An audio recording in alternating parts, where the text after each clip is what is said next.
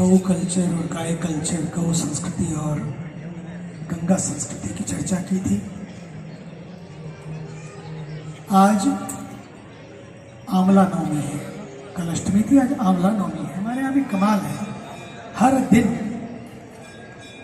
365 दिन और 700 से ज़्यादा त्यौहार, एक एक दिन में कई कई फेस्टिवल।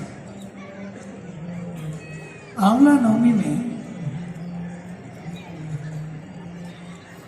आज के दिन ही भगवान कृष्ण ने कंस का वध किया था। आज ही के दिन गोप ग्वालों ने जब गोपाष्टमी मनाई, सारा किया, और उसके बाद ठाकुर जी ने एक और लीला की, और वो लीला थी कंस मर्दन लीला। इसका अर्थ यह है कि आज के दिन अपने भीतर के कंस को, जो अपने ही स्वार्थ के लिए अपनी बहन पर, अपने बहनोई पर, बहनोई कहते हैं ना, अपने बहन मैंने बहुत मुश्किल पड़े छे, वो तो नानी उम्र में આવી ગયા, પછી रिश्ता वगैरह गोठવું पड़े, बहुत मुश्किल था। कौन शू लागे खबर ना पड़े, तो बहन और बहनोई,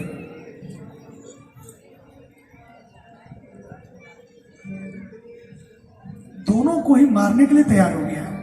ये तो आकाशवाणी हुई, उस आकाशवाणी ने जो कहा वो उसने सुना, और सुनकर उनको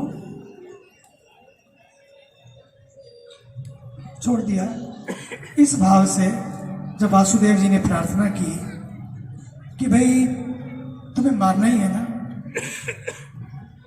क्या आकाशवाणी हुई थी कि इसके पेट से गर्भ में होने वाला 8वीं संतान तुम्हारी मृत्यु का कारण बनेगी। यह आकाशवाणी हुई, उसने सुनी, उसको बड़ी चिंता हुई, मेरे को मारने वाला आ गया, मेरे को मारे उससे पहले मैं उसको ही मार दूं जो उसको जन्म दे। अब देखिए कितलू स्वार्थ है मानस में, कि जो मेरे हित के लिए नहीं है मैं उसको ही मार दूं। बस ये जो वृत्ति है, बस यही कंस वृत्ति है। आज का दिन बहुत जरूरी है, इसलिए भी आंवला नवमी के दिन कहते हैं। एक और कथा, आज ही के दिन लक्ष्मी जी ने भगवान विष्णु की भी पूजा की और भगवान शिव की भी पूजा की। देखिए एकता, पत्नी विष्णु जी की, धर्म पत्नी विष्णु जी की, लोग लक्ष्मी जी को माने, लेकिन वो जब पूजा कर रही है वो विष्णु जी की भी कर रही है। और क्योंकि विष्णु जी के आराध्य शिव जी के आराध्य विष्णु, इस तरह से कोई भेद नहीं है, ये दिखाने के लिए देखिए कि परिवारों में भी भेद कब होता है। ये मने वालो लागे छे, आ वालो नहीं लागतो, ये मारो नहीं, आ तो मारो छे पण आ मारो नहीं, पर मारो नहीं ने मारो एवं तो ना थाय, पछी एवं थाय, एवं करे लोग। इसलिए ऐसा ना हो, ये बड़ी अच्छी अच्छी कथाएं जो हैं सब महापुरुषों ने अपने जीवन से दी हैं। तो आंवला के पेड़ के नीचे उन्होंने पूजा की। आंवले का पेड़ क्यों? कहते हैं आंवले का पेड़ होना, प्रातःकाल आंवले के पेड़ बहुत सारे लगे हुए हों, उधर सूरज की किरणें उस पर पड़ रही हो, आप उसके छाया के नीचे निकल जाइए तो आधे रोग तो वैसे ही दूर हो जाते हैं। और आंवले के पेड़ के नीचे अगर साधना बैठकर करते हैं, वो अपने आप में बड़ा सुखकारी है। शास्त्र में तो कहते हैं कि बहुत सारे पुण्य मिलते हैं, वो सारी बातें हम सोचें, लेकिन हमारे स्वास्थ्य के लिए सबसे बड़ा पुण्य है, सबसे बड़ा पुण्य का फल है अपना स्वस्थ रहना और मस्त रहना। उन दोनों के लिए एक है आंवले का पेड़ के नीचे बैठना, स्वस्थ रखेगा, दूसरा है उसके पेड़ के नीचे बैठ के साधना करना जो मस्त रखेगा। मस्ती साधना से ही आती है, तो स्वस्थ और मस्त रहने के लिए ये दोनों चीजें जरूरी। फिर एक बात और, शंकराचार्य महाराज भगवान जब यात्रा पे निकले तो यात्रा पे चलते चलते जहां भिक्षा का समय होता वो भिक्षा लेते। भिक्षा का समय हुआ, एक जंगल में बाहर एक बुढ़िया माता का घर था, वहां खड़े हो गए, भिक्षाम देही, नारायण नारायण नारायण हरि। जैसे किया माता बूढ़ी बाहर निकली, लेकिन जिस घर के सामने खड़े हुए उसके पास कुछ भी नहीं था देने को। वो इतनी गरीब थी, ऐसा है अभी भी अपने देश में, इतनी गरीब थी कि खाने को भी नहीं था।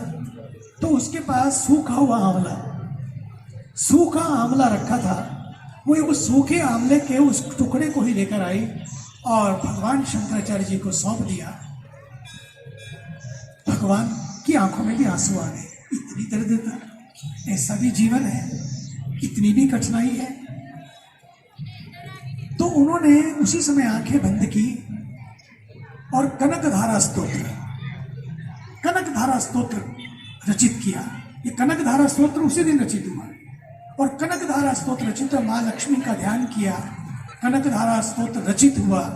और उस कनकधारा स्तोत्र के श्रवण के बाद लक्ष्मी जी इतनी प्रसन्न हुई कि वो आंवले, सोने के आंवले की वर्षा होने लगी उसके घर पर।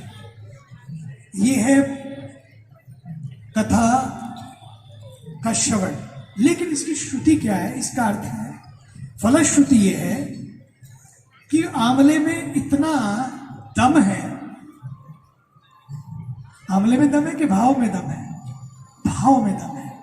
पहला तो भाव, फिर जो भी मेरे पास था वही मैंने समर्पित कर दिया, अपने पास कुछ भी नहीं रखा। ये जो भाव है कि मेरे पास जो भी हो मैं समाज की सेवा में, प्रभु की सेवा में समर्पित कर दूं, तो सच्ची मानिए फिर सोने के आंवले बरसे के ना बरसे, लेकिन जीवन जरूर सोने जैसा हो जाता है, डायमंड जैसा हो जाता है। लेकिन यहाँ तो सोने के आंवले भी, मतलब कृपा बरसी, सोने के आंवलों के रूप में कृपा बरसी और वो माला माल हो गई। अगर हमको भी माला माल होना है, आंवले का सेवन करिए, उसमें एलोवेरा और उसमें नीम और फिर 1 गिलोय का रस। ये 3 चीजें मैं लेता हूँ और मैं काफी दिनों से वही ले रहा हूँ, रोज ही लेता हूँ, मतलब देश विदेश जहां भी रहते हैं। गिलोय का जूस सवेरे सवेरे ले लो, आप स्वस्थ रहें, गोली नहीं खानी पड़ेगी। गिलोय खाओगे तो गोली छूट जाएगी। और फिर गिलोय पियो, मतलब, और फिर आए आंवले का रस, एलोवेरा का रस, और साथ ही साथ धनिया भी डाल सके थोड़ा सा तो वो भी डाल सकते हैं, कोई ना पी सके तो हल्का सा लेमन डाल दें। लेकिन इसको पीजिए आप लोग, बहुत बड़ा काम बन जाएगा आपका, बड़े स्वस्थ रहेंगे आप। अगले साल मेरे मन में आज ध्यान आया कि अगले साल साधना सप्ताह में हमारे जो आंवले के पेड़ हैं उनके नीचे बैठकर अपने ध्यान करेंगे, उनके नीचे बैठकर अपने कनकधारा स्तोत्र का पाठ करेंगे जो शंकराचार्य जी महाराज ने किया। और उसका फल, हमें फल और कुछ नहीं चाहिए, हमें तो ये है कि अपना जीवन जो है सबसे बड़ा फल है, बस ये फलवान बन जाए। और ये इसका सच्चा फल है कि लोगों की सेवा में, समाज की सेवा में, प्रभु की सेवा में लग जाए। थोड़े से सांस हैं, जितने भी सांस हैं वो सारे सांस सेवा में लगे। आइए इसी भाव से हम सब मिलकर आरती करेंगे।